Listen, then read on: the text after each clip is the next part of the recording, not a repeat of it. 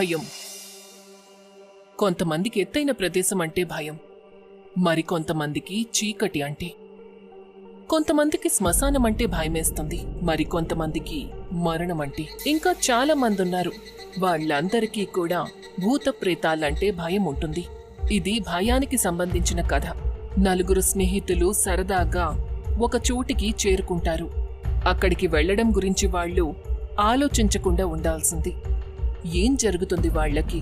వాళ్ళు తమ భయాన్ని ఓడించగలుగుతారా, లేక తమ భయం కారణంగా చనిపోతారా? రండి చూద్దాం. కాలేజీలో తరచూ పిల్లలు ఒకరితో ఒకరు గేమ్స్ ఆడుతూ ఉంటారు.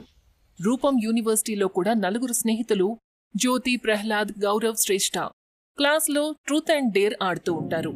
టేబుల్ మీద బాటిల్ పెడతారు. ప్రహ్లాద్ ఆ బాటిల్ని తిప్పుతాడు. ఆ బాటిల్ ఎవరి వైపైతే ఆగుతుందో వాళ్ళు ఇరుక్కున్నట్టే.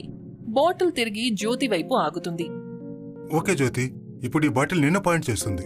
చెప్పు, ట్రూతా లేక డేరా? ట్రూత్ అయితే నేను తీసుకోను. నేను నీ చెత్త ప్రశ్నలకి సమాధానాలు చెప్పను. అందుకని I'm going for dare. Are you sure? ఎందుకంటే మేము ఎలాంటి డేర్ ఇస్తామంటే తర్వాత నువ్వు చాలా బాధపడతావు. Yes, I'm sure. Prahlad, Shreshtha ఇంకా గౌరవ్ జ్యోతి నుండి దూరంగా వెళ్లి డిస్కస్ చేస్తారు. వాళ్లకి జ్యోతి బలహీనత గురించి తెలుసు. జ్యోతికి భూత ప్రేతాలంటే చాలా భయం. స్నేహితులు నలుగురిలో జ్యోతి అందరికంటే పిరికిది. వాళ్ళు ముగ్గురు కలిసి జ్యోతికి డేర్ ఇస్తారు. జ్యోతి, ఇవాళ రాత్రికి నువ్వు ఒంటరిగా దర్శన్ హోటల్ వెనక ఉన్న శ్మశానంలో ఒక రౌండ్ కొట్టి తిరిగి బయటికి రావాలి. మీ ముగ్గురికి తెలుసు కదా అక్కడికి వెళ్లకూడదు అని. అక్కడ విచిత్రమైన సంఘటనలు జరుగుతున్నాయి. పైగా మీకు ఇది కూడా తెలుసు, నాకు భూత ప్రేతాలంటే చాలా భయమని.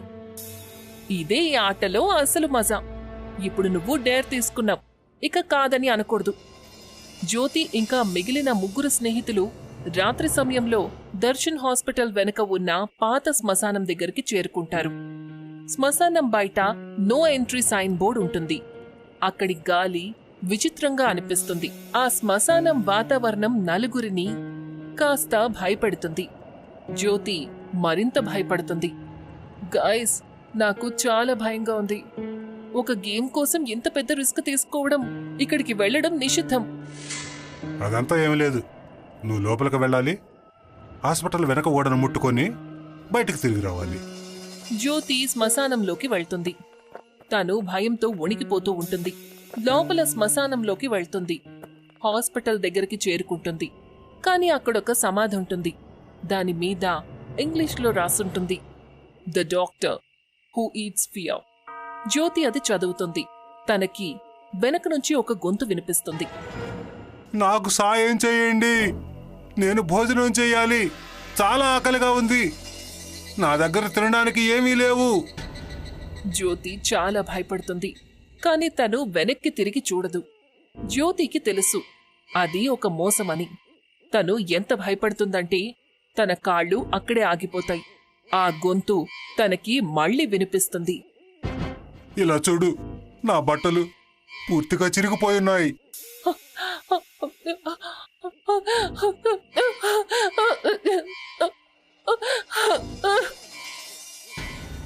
జ్యోతి ఒకవేళ వెనక్కి తిరిగితే తను తన ప్రాణాలు కోల్పోవాల్సి వస్తుంది. ఇదిగో అమ్మాయి, వెనక్కి తిరుగు, వెనక్కి తిరుగు, తిరుగు వెనక్కి. జ్యోతి పరిగెడుతుంది. హాస్పిటల్ దగ్గరికి వెళ్తుంది. తను హాస్పిటల్ గోడ వైపు చూస్తుంది. దానిమీద ఇక్కడికి రాకుండా ఉండాల్సింది నువ్వు అని రాసుంటుంది. జ్యోతికి అసలేం అర్థం కాదు. అప్పుడే జ్యోతికి హాస్పిటల్ లోపలికి వెళ్లడానికి ఒక దారి కనిపిస్తుంది. జ్యోతి ఏమాత్రం ఆలోచించకుండా హాస్పిటల్ లోపలికి వెళ్లిపోతుంది. లోపలికి వెళ్లగానే తను అన్ని వైపులా రక్తపు మరకల్నే చూస్తుంది. అక్కడ ఎవరో చాలా మందిని చంపేసినట్టుగా అనిపిస్తుంది. అలాగే అక్కడ మధ్యలో జ్యోతికి ఒక పుస్తకం కనిపిస్తుంది. తన ఆ పుస్తకాన్ని తీసుకుంటుంది. ఆ పుస్తకాన్ని చదవటం మొదలు పెడుతుంది. పుస్తకం మొదటి పేజీలో రాసుంటుంది, డాక్టర్ భయాన్ని తినేస్తాడు. జ్యోతి ఇంకా చదవటం మొదలు పెడుతుంది. ఇది 1950లో జరిగిన సంఘటన. అప్పుడు దర్శన్ హాస్పిటల్ క్యాన్సర్ వార్డులో ప్రతిరోజు ఎవరో ఒకరు చనిపోయేవారు. వాళ్ళందరూ క్యాన్సర్ కారణంగా చనిపోలేదు. నిజానికి ఎవరో ఉన్నారు వాళ్ళని చంపేవాళ్లు.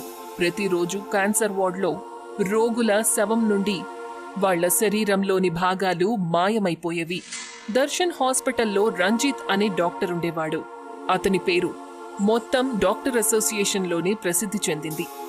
ఇవాళ అతను 100వ క్యాన్సర్ పేషెంట్కి సర్జరీ చేస్తున్నాడు. 18 ఏళ్ల వయసున్న క్యాన్సర్ పేషెంట్ ఆపరేషన్ రూమ్లో పడుకొని ఉంటుంది. అప్పుడే రంజిత్ తనని ఒక ప్రశ్న అడుగుతాడు. నీకు అన్నిటికంటే ఏదంటే భయం ఎక్కువ? నాకు అన్నిటికంటే ఎక్కువ చావడం అంటే భయం. అసలు అందరూ చావాలంటే ఎందుకంత భయపడతారు? ఏముంది జీవితంలో? ఎందుకు దాన్ని అంత గొప్పగా అనుకుంటున్నారు? ఈ ప్రపంచంలో ఏది మంచి అలాగే చెడు అనేది ఉండదు. ఇది మనిషి భయం మాత్రమే. మనిషే మంచి చెడులను సృష్టించాడు. ఈ భయమే మనుషుల్ని ఆపుతుంది, రూల్స్ అండ్ రెగ్యులేషన్స్ బ్రేక్ చేయకుండా. అది విన్న తర్వాత ఆ అమ్మాయి మొహంలో భయం మొదలవుతుంది. నువ్వేం భయపడకు, నీకు అసలు క్యాన్సర్ అనేదే లేదు. నీకు నిజానికి భయం అనే అనారోగ్యం ఉంది. నేను దాన్ని సరి చేస్తానంతే. పద, ఇప్పుడు నువ్వు కళ్ళు మూసుకో. ఆ అమ్మాయి సర్జరీ ఫెయిల్ అవుతుంది. ఆ అమ్మాయి చనిపోతుంది. డాక్టర్ రంజిత్ తన చేతుల్లో ఒక గిన్నె పట్టుకొని తన రూంలోకి వెళ్లిపోతాడు. హాస్పిటల్ స్టాఫ్ అది చూస్తుంది. తనకు ఆ విషయం విచిత్రంగా అనిపిస్తుంది. తను ఆ అమ్మాయి శవాన్ని చూడ్డానికి వెళ్తుంది. ఎప్పుడైతే అమ్మాయి శవం మీద ఉన్న తెల్ల బట్టను తీస్తుందో అప్పుడు చూసేసరికి ఆ అమ్మాయి 2 కిడ్నీలు మాయమై ఉంటాయి.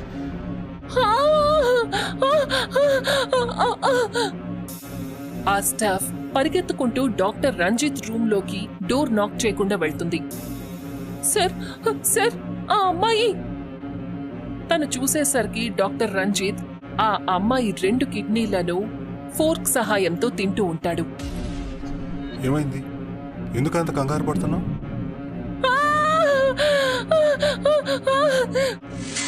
స్టాఫ్ పరిగెత్తుకుంటూ సెక్యూరిటీ గార్డ్స్ ని పిలుస్తుంది. వాళ్లకి జరిగిందంతా చెప్తుంది. రంజిత్ ఏ అమ్మాయి కిడ్నీస్ అయితే తింటూ ఉంటాడో ఆ అమ్మాయి సెక్యూరిటీ గార్డ్ కూతురు. సెక్యూరిటీ గార్డ్స్ ఇద్దరూ అతన్ని పట్టుకుంటారు. అతన్ని కట్టేసి హాస్పిటల్ వెనకాల ఉన్న శ్మశానంకి తీసుకువెళ్తారు. నన్ను వదలండి, ఎందుకు నన్ను చంపుతున్నారు? నేను నీ కూతురికి సహాయమే కదా చేశాను. నేను తన భయాన్ని తినేశాను. నాకు ఎందుకు థ్యాంక్స్ చెప్పట్లేదు నువ్వు? సెక్యూరిటీ గార్డ్స్ కి అర్థమవుతుంది ఆ డాక్టర్ మామూలు మనిషి కాదు, అతనొక రాక్షసుడని. అతను మనిషి రూపంలో స్వేచ్ఛగా తిరుగుతున్నాడు అని. సెక్యూరిటీ గార్డ్స్ పరిస్థితిని తమ చేతుల్లోకి తీసుకుంటారు. తనని చంపకుండా ప్రాణాలతో పాతిపెడతారు. పాతేసే సమయంలో కూడా ఆ డాక్టర్ ఒకటే మాట చెప్తూ ఉంటాడు. నేను ఇంకా తినాలి. నేను అందరి భయాన్ని తినేయాలనుకుంటున్నాను. నేను ఇంకా తినాలి. నేను ఇంకా తినాలి. ఏళ్లు గడుస్తాయి, ఋతువులు మారతాయి. కానీ తన ఆకలి మాత్రం తీరలేదు. ఎవరైనా ఆ శ్మశానంలోకి వస్తే వాళ్లు ప్రాణాలతో తిరిగి వెళ్లలేదు. అతన్ని ఎలా ఓడిస్తాం? ఈ శ్మశానం నుండి ఎలా బయటికి వెళ్తాం? ఇదే ప్రశ్న జ్యోతి మనసులో తలెత్తుతుంది. చాలాసేపు అవుతుంది. గాయస్, నా ఉద్దేశం ప్రకారం మనం లోపలికి వెళ్లి తన కోసం వెతకడం మంచిది. చాలాసేపు అయిపోయింది. నేను కూడా అదే అనుకుంటున్నాను. పదండి వెళ్దాం. వాళ్ళు ముగ్గురు శ్మశానం లోపలికి వెళ్తారు. జ్యోతి కోసం వెతుకుతారు. జ్యోతి, జ్యోతి, మనం డివైడ్ వెళ్ళాలి. మీరిద్దరూ అటువైపు వెళ్ళండి, నేను ఇటు వెళ్తాను. శ్రేష్ఠ ఇంకా ప్రహ్లాద్ గౌరవ్ నుండి వేరుపడి జ్యోతిని వెతకటం మొదలు పెడతారు. గౌరవ్ కాస్త ముందుకు వెళ్తాడు. ఎంతో పెద్ద శ్మశానంలో చేతిలో టార్చ్ పట్టుకొని తను జ్యోతిని పిలుస్తూ ఉంటాడు. అప్పుడే తనకి వెనక నుంచి ఒక గొంతు వినిపిస్తుంది. గౌరవ్, నేను ఇక్కడున్నాను. నువ్వు నా కోసం వెతుక్కుంటూ వచ్చావా? How sweet. స్నేహితులందరూ కూడా చిన్నప్పుడు ఒక విషయం తెలుసుకున్నారు. ఒకవేళ శ్మశానంలో ఎవరైనా వెనక నుంచి పిలిస్తే ఎప్పుడూ కూడా వెనక్కి తిరగకూడదు అని. గౌరవ్ జ్యోతి గొంతు విని ఆ విషయం మర్చిపోయాడు. తను వెనక్కి తిరుగుతాడు. కాని వెనక జ్యోతికి బదులుగా ఒక భయంకరమైన వ్యక్తి ఉంటాడు. అతని చేతుల్లో సర్జరీ చేసే సిజర్స్ ఉంటాయి. గౌరవ్ తనని చూసి భయపడతాడు. చాలా గట్టిగా అరుస్తాడు. ఈ గొంతైతే గౌరవది పద. శ్రేష్ఠ ఇంకా ప్రహ్లాద్ అరుపు వినిపించిన వైపు వెళ్తారు. ఒకచోటికొచ్చి నిలబడతారు. అరుపైతే ఇట్నుంచే వచ్చింది. అప్పుడే శ్రేష్ఠ మొహంలో రక్తపు చుక్కలు పడతాయి. వాళ్ళిద్దరూ ఎప్పుడైతే పైకి చూస్తారో అప్పుడు వాళ్లకక్కడ గౌరవ్ తల చెట్టుకు వేళ్లాడుతూ కనిపిస్తుంది. గౌరవ్ లేదు. ప్రహ్లాద్, ఈ శ్మశానం నుండి బయటికి వెళ్ళిపోదాం. నాకిక్కడ చావాలని లేదు ప్రహ్లాద్, నాకు చావాలని లేదు. అప్పుడే వాళ్ళకి వెనక నుంచి గౌరవ్ మాటలు వినిపిస్తాయి. ఫ్రెండ్స్, నేనేం చనిపోలేదు. నేను మీ వెనక నిలబడి ఉన్నాను. శ్రేష్ఠ ఇంకా ప్రహ్లాద్కి ఆలోచించే శక్తి పూర్తిగా అంతమవుతుంది. వాళ్ళు వెనక్కి తిరుగుతారు. అక్కడ వాళ్ళకి అదే భయంకరమైన డాక్టర్ రంజిత్ కనిపిస్తాడు. మీకు తెలుసు కదా ఏదో ఒక రోజు చావాలి అని. మరి చావంటే ఎందుకంత భయపడుతున్నారు? ఈ భయమే అందరికున్న మానసిక శారీరక రోగం. నేను భయం పోగొట్టే డాక్టర్ని. మీ భయాన్ని నేను పోగొడతాను. Let me do a small surgery. Shreshtha ఇంకా ప్రహ్లాద్ వాళ్ళిద్దరూ చనిపోతారు. అంతలో జ్యోతి తన చేతిలో చైన్ సా తీసుకుని వస్తుంది. తను రంజిత్తో, వెనక్కి తిరగరా సైకో వెధవా. నన్ను సైకో అన్నా నువ్వెవరు? రంజిత్ వెనక్కి తిరిగి చూస్తాడు. జ్యోతి మీద దాడి చేయడానికి వెళ్తాడు. కానీ ఎప్పుడైతే అతను చూస్తాడో జ్యోతి కళ్లల్లో ఏ మాత్రం భయం లేదు. అప్పుడు అతను ఆగిపోతాడు. ఏమైంది? చంపు. ఎందుకు చంపడం లేదు? నేను నీకు భయపడ్డం లేదు. సైకో భూతం, నాకు వైద్యం చేస్తావా? ఎలా తింటావు నా భయాన్ని? రంజిత్ జ్యోతి జుట్టు కూడా పీకలేకపోతాడు. ఎందుకంటే జ్యోతి మనసులో ఏమాత్రం భయం లేదు. రంజిత్ కేవలం భయపడుతున్న వాళ్ళని మాత్రమే దాడి చేసి చంపగలుగుతాడు. ఇక జ్యోతి అది అర్థం చేసుకుంటుంది. జ్యోతి చైన్ సాని ఆన్ చేస్తుంది. ఆ తర్వాత జ్యోతి రంజిత్ కళ్లల్లో భయాన్ని చూస్తుంది.